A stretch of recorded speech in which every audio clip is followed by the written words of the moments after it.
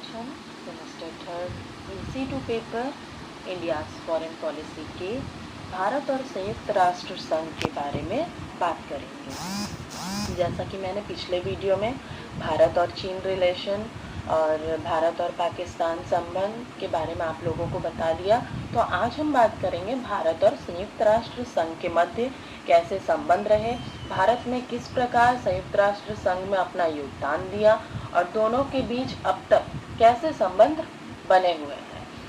तो चलिए शुरू करते हैं। तो सबसे पहले हम जानेंगे कि हम आज भारत और संयुक्त राष्ट्र संघ में किन किन विषयों पर चर्चा करेंगे।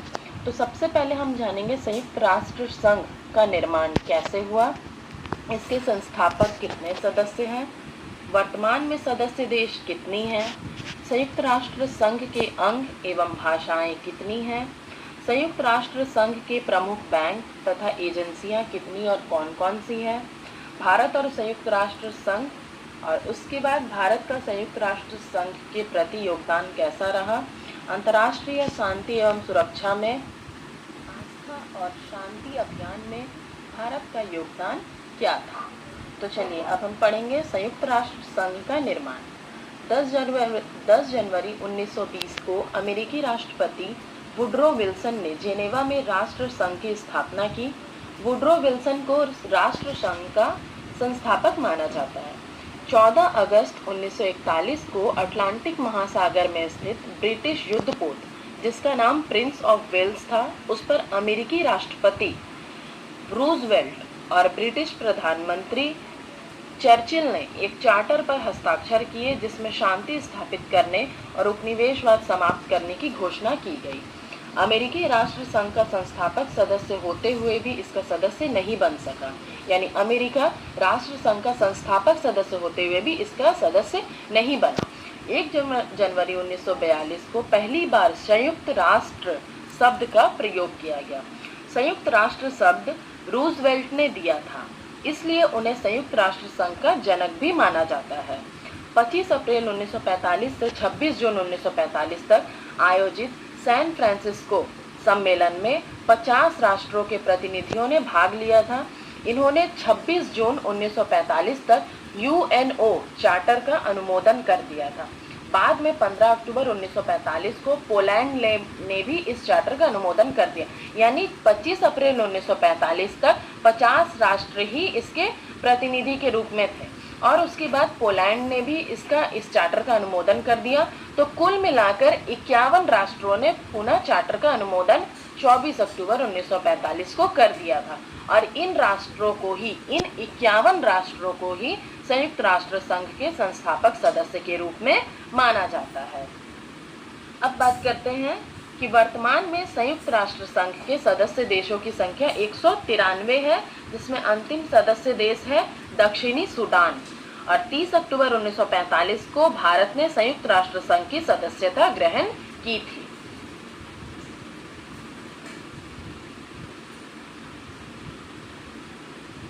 संयुक्त राष्ट्र संघ का प्रधान मुख्यालय न्यूयॉर्क में स्थित है। संयुक्त राष्ट्र संघ की प्रथम बैठक 10 जनवरी 1946 को लंदन में आयोजित हुई थी। 20 अक्टूबर 1947 को संयुक्त राष्ट्र संघ का ध्वज स्वीकृत हुआ था। संयुक्त राष्ट्र संघ के चार्टर में 19 अध्याय, 111 अनुच्छेद और लगभग 10,000 शब्द हैं। संयुक्त राष्ट्र संघ की 6 अधिकृत भाषाएं हैं, जिसमें अंग्रेजी, फ्रेंच, अरबी, रूसी, चीनी और स्पेनिश है और उनकी कार्यकारी भाषा यानी जो कार्यालय में जो उपयोग की जाती है, कार्य में लाई जाती है, वे भाषा है अंग्रेजी और फ्रेंच। संयुक्त राष्ट्र संघ के 6 स्थायी अंग हैं, परंतु वर्तमान में 5 ही कार्यकारी हैं, क्योंकि न्याय परिषद 1994 से निष्क्रिय है, यानी वो कार्य में नहीं लाया जाता है। तो 5 अंग ही है जो कार्यकारी हैं। तो पहला है महासभा, दूसरा सुरक्षा परिषद, तीसरा सामाजिक और आर्थिक परिषद, चौथा न्याय परिषद और न्यास परिषद, पांचवा अंतर्राष्ट्रीय न्यायालय और छठवां है सचिवालय।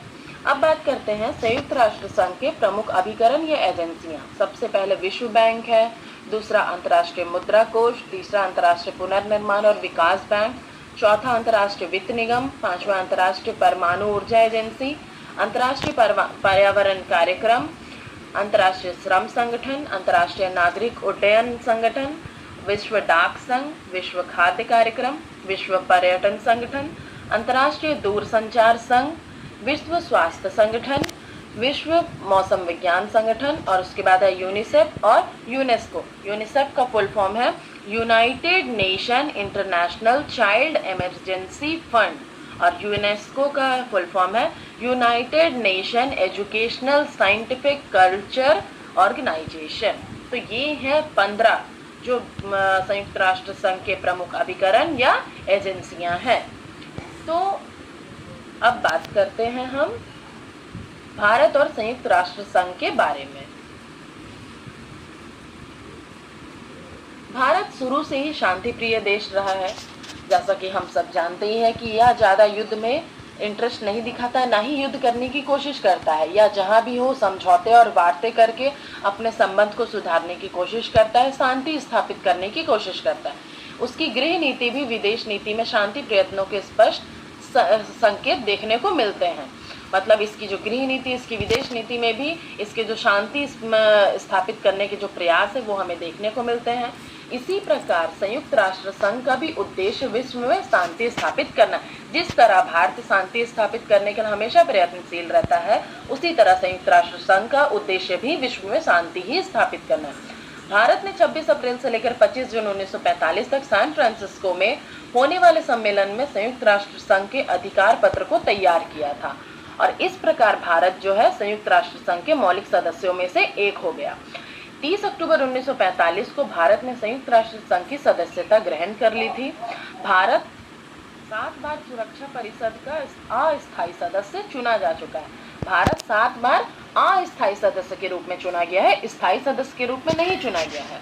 वो जो 7 बार भारतीय अस्थायी सदस्य के रूप में चुना गया वे थे 1950 से 51, 1967 से 68, 1972 से 73, 1977 से 78, 1984 से 85 और 1991 से 92 तथा 2011 से 12। आज़ादी के बाद ही भारत ने यह स्पष्ट कर दिया था कि इसकी विदेश नीति अपने पड़ोसियों के साथ शांतिपूर्ण ढंग से रहने की है, यानी अपने पड़ोसी देशों के साथ में शांतिपूर्ण ढंग से रहना ही इसका उद्देश्य है, और वह हमेशा संयुक्त राष्ट्र संघ में आस्था रखेगा। भारत यह भी चाहता रहा है कि विश्व के सभी देश संघ के सदस्य हों। भारत तो स्वयं था ही, और वह ये भी चाहता था कि विश्व के जितने भी देश सब संयुक्त राष्ट्र संघ के सदस्य हो, और इसके लिए भारत ने चीन को भी संघ की सदस्यता दिलाने का काफी प्रयास किया। संघ के जो कार्य भारत को अनुचित प्रतीत हुए उनका विरोध भी भारत द्वारा किया गया, लेकिन ऐसा बहुत ही कम चांस आया है कि भारत को संयुक्त राष्ट्र संघ के किसी भी बात का विरोध करना पड़ा हो, और बहुत ही कम बार ऐसा हुआ है कि भारत ने संयुक्त राष्ट्र संघ के किसी भी बात का विरोध किया हो। तो इसलिए ये कहना बिल्कुल सही नहीं होगा कि भारत हमेशा ही संयुक्त राष्ट्र संघ के हर कार्य का समर्थन करता रहा है, बल्कि जहां भारत को जो कार्य अनुचित जान पड़ते हैं वो उसका विरोध भी करता है। बांग्लादेश समस्या को लेकर संयुक्त राष्ट्र संघ की उपेक्षापूर्ण नीति का भारत ने विरोध किया था। भारत सोवियत संधि 1971 की एक धारा में इसका उल्लेख है कि दोनों देश संयुक्त राष्ट्र संघ के सिद्धांतों में विश्वास करते हुए कार्य करेंगे। संयुक्त राष्ट्र संघ का शायद ही कोई ऐसा अधिवेशन रहा हो जिसमें भारत ने कुछ प्रस्ताव नहीं रखे, बल्कि उसके हर एक अधिवेशन में भारत द्वारा कुछ न कुछ प्रस्ताव रखे ही जाते हैं।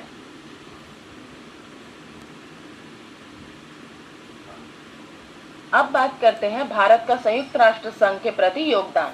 श्री पंडित जवाहरलाल नेहरू ने सन 1961 में संयुक्त राष्ट्र संघ की महासभा को संबोधित करते हुए कहा था कि एक अंतर्राष्ट्रीय सहयोग वर्ष मनाया जाए, और भारत उनके प्रयासों के फलस्वरूप सन 1905 में यह वर्ष मनाया भी गया। और उन्होंने पंचशील स्वतंत्रता के बाद श्री नेहरू ने गुट निरपेक्षता की नीति का प्रतिपादन किया और पंचशील का आविष्कार भी किया था। जैसा कि उनके 5 नवंबर 1956 को उन्होंने यूनेस्को में एक भाषण दिया था, जिससे यह स्पष्ट होता है कि पंचशील सिद्धांत जो है सिर्फ यूनेस्को के आदर्शों के अनुरूप है।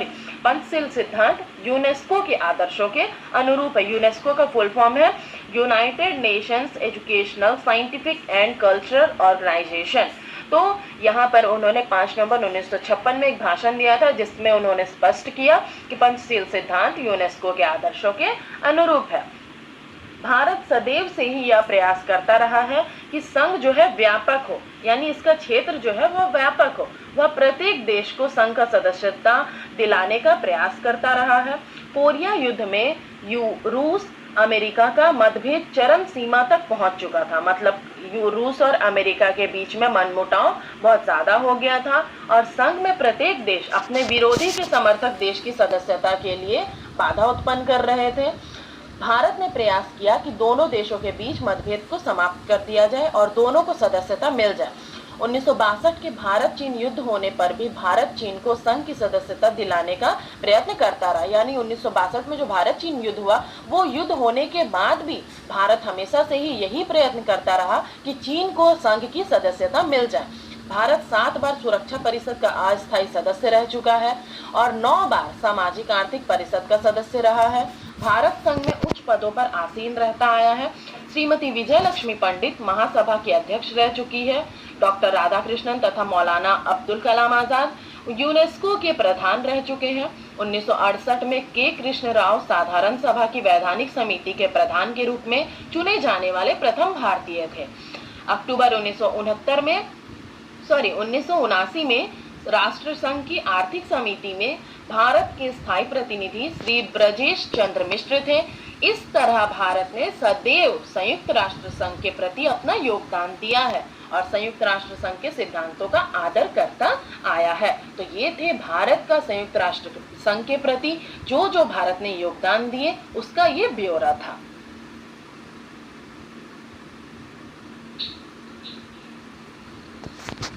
अब हम बात करते हैं अंतर्राष्ट्रीय शांति और सुरक्षा में आस्था और शांति अभियान में भारत का क्या क्या योगदान है। तो सबसे पहले हम बात करते हैं हिंद चीन समस्या की तरफ। हिंद चीन में शांति की कोई आशा नहीं दिखाई देने पर भारत को इसमें बहुत चिंता हुई और अमेरिकी दक्षिण वियतनाम की तरफ से उत्तरी वियतनाम में बमबारी कर रहा था और दोनों के बीच समझौते का कोई आशा नहीं दिखाई दे रही थी। और भारत ने संयुक्त राष्ट्र संघ के माध्यम से संघ के बाहर अन्य प्रयासों द्वारा युद्ध को रोकने का प्रयास किया और भारत दोनों पक्षों में समझौता कराने के लिए चाह रहा था। और 26 अप्रैल 1954 को लोकसभा में पंडित जवाहरलाल नेहरू ने 6 सूत्रीय कार्यक्रम का आयोजन किया। जो 6 सूत्र कार्यक्रम थे वे थे, उसमें सबसे पहला कि समस्त देशों को संधि और शांति का उपाय करना चाहिए, युद्ध के विराम के संबंध में शीघ्र ध्यान देना चाहिए और फ्रांस और हिंद चीन की स्वतंत्रता स्वीकार कर लेनी चाहिए। फ्रांस और हिंद चीन को स्वयं प्रत्यक्ष वार्ता करनी चाहिए।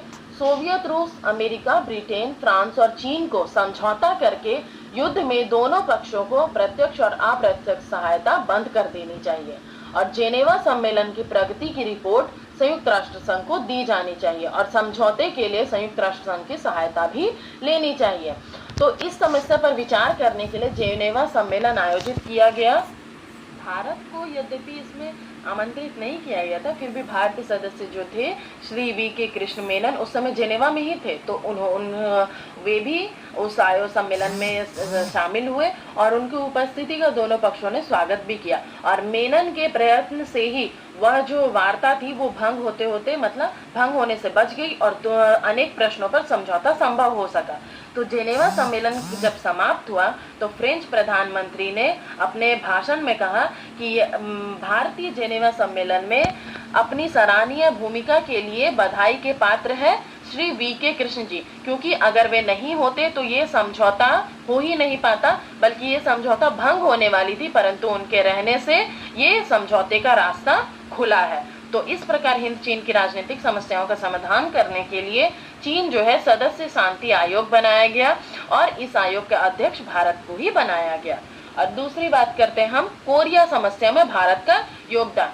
संयुक्त राष्ट्र संघ द्वारा कोरिया के एकीकरण के लिए एक आयोग बनाया गया। इस आयोग की अध्यक्षता भारत के श्री KPS मेनन ने की। 25 जून 1950 को उत्तरी कोरिया ने दक्षिण कोरिया पर आक्रमण कर दिया और भारत ने उत्तरी कोरिया को आक्रांता घोषित करते हुए अमेरिका तथा उसके समर्थक देश जो उत्तरी कोरिया पर आक्रमण करना चाहते थे, भारत ने संयुक्त राष्ट्र संघ को सैनिक सहायता देना बंद कर दिया और भारत ने कहा कि भारतीय सेनाएं जो है वो भारत की रक्षा के लिए है, अन्यत्र के लिए नहीं है। जब संयुक्त राष्ट्र संघ की सेनाएं 38 अक्षांश को पार करने लगी तो भारत ने इसका विरोध किया और कहा कि इससे चीन के युद्ध में भाग लेने की आशंका है और इससे संघर्ष के बढ़ने की भी आशंका है। तो संयुक्त राष्ट्र संघ की सेना ने भारत की चेतावनी पर ध्यान नहीं दिया और इस पर चीन ने युद्ध में हस्तक्षेप किया। अमेरिका द्वारा अमेरिका द्वारा सुरक्षा परिषद में चीन को आक्रमणकारी घोषित करने वाला एक प्रस्ताव रख दिया गया और भारत ने संयुक्त राष्ट्र संघ में अमेरिका प्रस्ताव का विरोध किया, क्योंकि भारत को विश्वास था कि यदि चीन को संयुक्त राष्ट्र संघ का सदस्य बनाया जाए तो कोरिया समस्या का समाधान हो जाएगा। तो इस कारण उन्होंने अमेरिका द्वारा जो प्रस्ताव रखा गया चीन के विरोध में, उसका भारत ने विरोध कर दिया था। और कोरिया समस्या में युद्ध बंदियों की समस्या का समाधान करने के लिए 5 देशों का एक आयोग गठित किया गया और भारत को इसमें भी सदस्य बनाया गया। उसके बाद है संघ में कंपूचिया का प्रतिनिधित्व और भारत, यानी तीसरा पॉइंट है संघ में कंपूचिया का प्रतिनिधित्व और भारत। कंपूचिया के आपदस्थ प्रधानमंत्री पोल पोत समर्थक प्रतिनिधि मंडल की संयुक्त राष्ट्र महासभा में उपस्थिति पर भारत तथा 11 साम्यवादी देशों ने विरोध किया था और निर्गुट शिखर सम्मेलन द्वारा हवाना में किए गए निर्णय के अनुरूप भारत ने संशोधन प्रस्ताव रखा कि फिलहाल कंपूचिया की सीट खाली रखी जाए और संयुक्त राष्ट्र सभा ने 21 सितंबर की रात्रि को कंपूचिया के निर्वासित सेना पोलपोत के प्रतिनिधि मंडल को मान्यता प्रदान कर दी, जबकि भारत चाहता था कि उसकी सीट अभी फिलहाल खाली रखी जाए, परंतु संयुक्त राष्ट्र महासभा ने 21 सितंबर की रात को कंपूचिया के निर्वासित सेना पोलपोत के प्रतिनिधि मंडल को मान्यता प्रदान कर दी। और प्रस्ताव के पक्ष में 71 और विरोध में 35 मत पड़े थे। तो 34 देशों ने मतदान में भाग नहीं लिया। प्रस्ताव के पक्ष और विपक्ष में जो इतना बड़ा अंतर रहा उसे सोवियत संघ और वियतनाम की पराजय के रूप में समझा गया। उसके बाद चौथा पॉइंट हम बात करते हैं कश्मीर विवाद। 1947 में जब भारत पाकिस्तान अलग अलग हुए तो कश्मीर के जो महाराजा थे वो हिंदू थे और वे चाहते थे कि कश्मीर को भारत में मिला लिया जाए और फिर भारत ने कश्मीर की सुरक्षा करने का जिम्मा अपने ऊपर लिया और उचित सैनिक कार्यवाही करके कश्मीर की सुरक्षा की। 1948 में भारत ने संयुक्त राष्ट्र की सुरक्षा परिषद के पास शिकायत भी की कि पाकिस्तान कश्मीर की शांति भंग कर रहा है और कबायली हमलावरों की मदद कर रहा है कश्मीर में शांति भंग करने के लिए। सुरक्षा परिषद ने इसके समाधान के लिए 5 देशों की एक आयोग स्थापित की और उस आयोग को स्थापित कर युद्ध को विराम लगाया, यानी कि कश्मीर समस्या के समाधान के लिए 5 देशों का एक संयुक्त राष्ट्र आयोग स्थापित किया गया और भारत तथा पाकिस्तान को युद्ध विराम के लिए कहा गया। दोनों पक्षों ने 1 जनवरी 1949 से युद्ध को विराम कर दिया, परंतु इसके साथ सुरक्षा परिषद द्वारा कश्मीर समस्या के हल के लिए जो प्रस्ताव पास किए गए उसे लागू नहीं किया जा सका, क्योंकि अपने अधिकृत क्षेत्र से पाकिस्तान ने अपनी सेनाएं हटाने से इनकार कर दिया। उसने युद्ध में विराम तो लगा दिया, परंतु पाकिस्तान अपनी सेनाओं को हटाने से वह इनकार कर दिया और भारत जो है उस पर जनमत संग्रह नहीं करा पाया था। तो ये थे कश्मीर विवाद।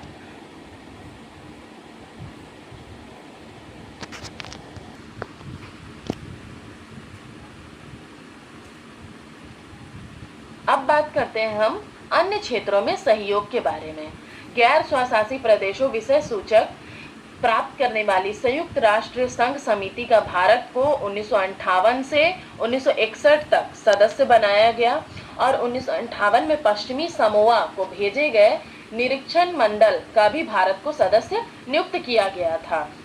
भारत की प्रतिनिधि तत्कालीन प्रधानमंत्री जो उस समय थी श्रीमती इंदिरा गांधी, उन्होंने अपने भाषण में कहा कि विश्व में शांति और न्याय का नवीन युग लाने का प्रयास करने की अपील उन्होंने की और भारत के विदेश मंत्री ने संघ के सदस्यों से यह अपील की कि वे गुट निरपेक्ष राष्ट्रों द्वारा लुसाका सम्मेलन में निर्धारित लक्ष्यों को पूर्ण करने में सहयोग देंगे। अब भारत में उपनिवेशवाद, रंगभेद, जातिवाद को समाप्त करने के संबंध में महासभा में प्रस्तुत प्रस्तावों को पूर्ण समर्थन दिया गया।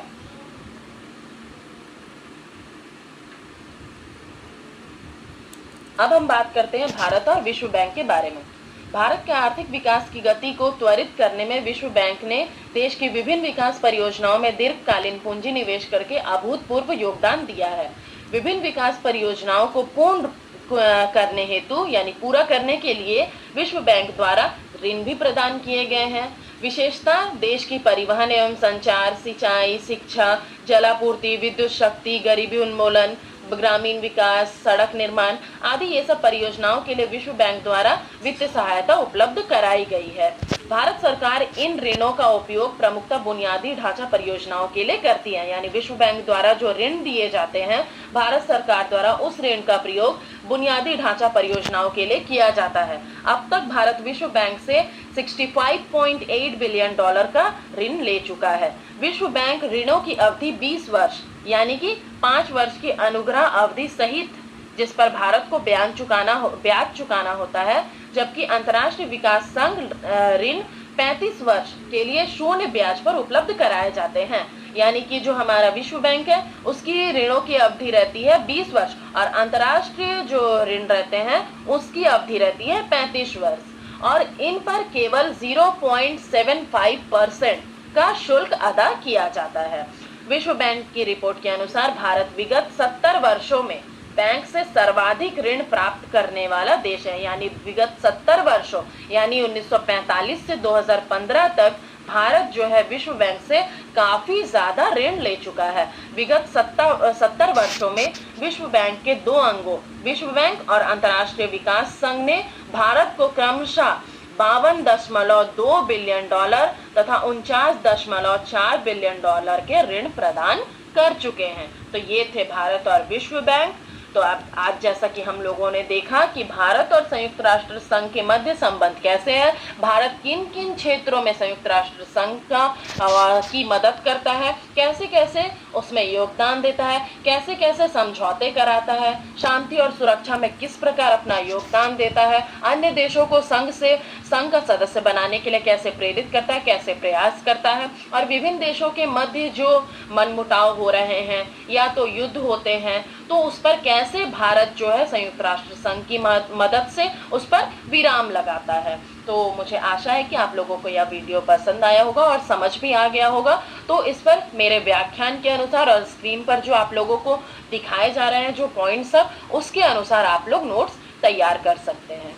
Thank you.